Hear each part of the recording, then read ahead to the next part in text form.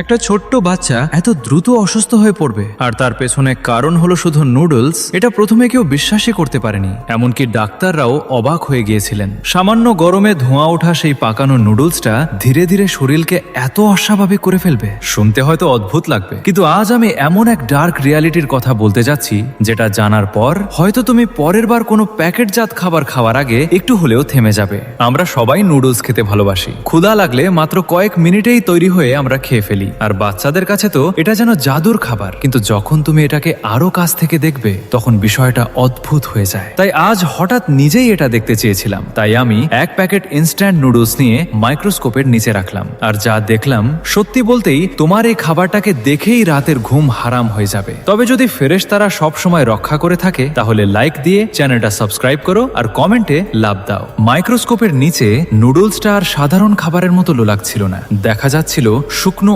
অদ্ভুত স্তর, জমাট তেলের দাগ আর ছোট ছোট কণা, যেগুলো দেখতে প্রায় পোড়া ধুলোর মতো লাগছিল। আর মশলার রং ছড়িয়েছিল এমন ভাবে যেন কোনো কেমিক্যালের দাগ। সবচেয়ে ভয়ের বিষয় হলো এই অতিরিক্ত প্রসেসড উপাদান আর কৃত্রিম ফ্লেভার শরীরের ভেতরে ধীরে ধীরে এমন প্রভাব ফেলতে পারে যেটা শুরুতে কেউ বুঝতেই পারে না, আর যখন মানুষ বুঝতে পারে তখন অনেক দেরি হয়ে যায়।